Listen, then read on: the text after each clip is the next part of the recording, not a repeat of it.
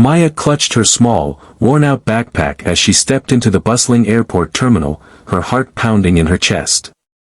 It was her first time flying alone, and she had spent weeks preparing for this moment. At just 14 years old, she had already learned to navigate life's hardships with a quiet resilience. Her father, an esteemed scientist, had sent her a plane ticket to join him in Washington, D.C., where he had recently relocated for work. Maya had been staying with her aunt in Atlanta while finishing her school term. Today was supposed to be a simple trip, one flight, a reunion, and a new beginning. She approached the check-in counter, standing tall despite the nervous energy buzzing inside her. The agent, a middle-aged woman with a crisp uniform and a forced smile, barely glanced at her before frowning. "Unaccompanied minor?" the woman asked, her voice laced with disinterest. "Yes, my father booked the ticket." "I have all the papers," Maya replied, carefully handing over her passport and ticket confirmation. The woman sighed and tapped on her keyboard. A few moments passed before she looked up, her expression shifting from indifference to suspicion. "This ticket doesn't match your name in our system," she said. "Did you book this yourself?" Maya shook her head. "No, my father did." "Maybe there's a mistake." The agent exchanged a glance with her colleague, a burly man standing beside her. He stepped forward, arms crossed. "We've had issues with fraudulent tickets before," he said. "And we can't confirm this was paid for properly." Maya's face grew hot. "It was my father." "Sorry, but without proof of purchase from your guardian, we can't let you fly today," the woman interrupted. Tears stung Maya's eyes. "Please, I can call my father. He's waiting for me." The man shook his head. "You need to leave the counter. We have other passengers to check in." Maya took a step back, stunned. People moved around her, the world continuing as if nothing had happened.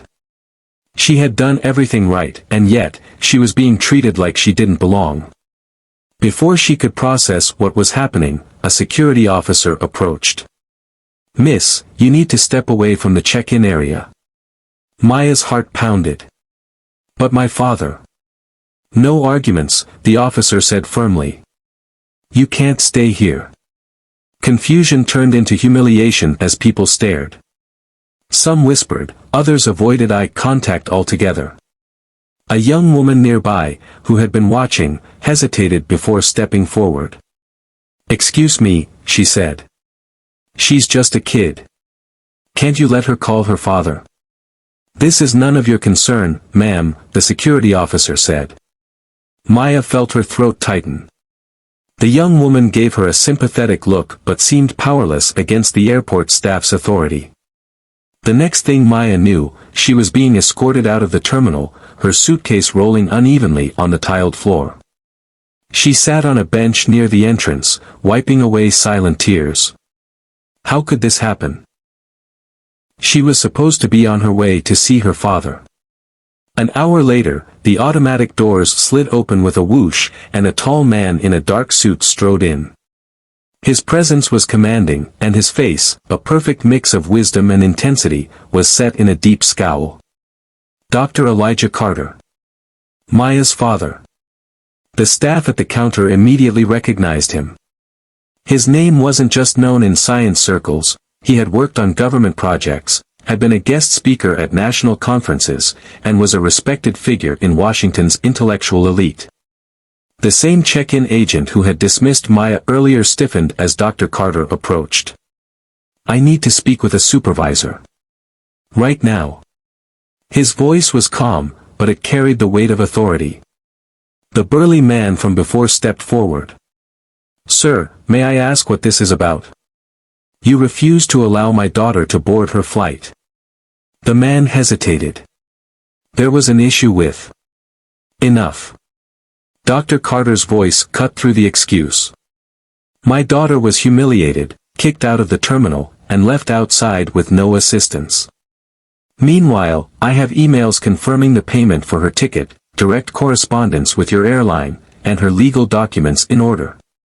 The check-in agent shifted uncomfortably. Sir, it was a misunderstanding. A misunderstanding? Dr. Carter's gaze darkened.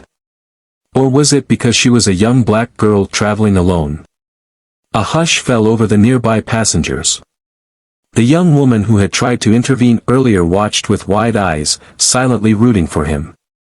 A supervisor arrived, her face tense with apprehension. Dr. Carter, I sincerely apologize. If there was an error, we'll correct it immediately. You'll do more than correct it, he said coldly. You will ensure my daughter is escorted onto her flight, personally apologize to her, and address the discriminatory behavior displayed by your staff today. The supervisor swallowed hard. Of course, sir. Please allow us to make this right. Maya, still sitting outside, looked up as her father approached. Daddy?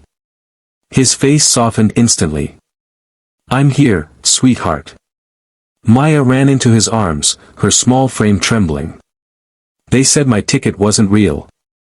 They wouldn't listen. Dr. Carter exhaled sharply, stroking her hair. I know. But you don't have to be afraid. You are important. Your voice matters. A few minutes later, the same check-in agent and supervisor approached. The woman's face was flushed. Miss Carter, we sincerely apologize for our mistake. We should have handled the situation differently. Maya looked at her father, then back at the woman. You didn't believe me, she said quietly. The woman flinched. I was wrong. The young woman who had tried to help earlier gave Maya a small nod of encouragement from afar. The supervisor cleared her throat. We will be reviewing our training policies to prevent incidents like this from happening again. Dr. Carter gave them a long, piercing look before nodding. See that you do. Maya was escorted through security, this time with dignity. As she walked to her gate, she realized that her father's presence had forced them to see her differently, not as an inconvenience, but as a human being. Before she boarded, Maya turned to her father. Why did they listen to you but not me? He sighed, his expression troubled. Because people often judge others by their appearance before their worth. But never let anyone make you feel small. You belong anywhere you choose to go. Maya hugged him tightly, holding on to those words.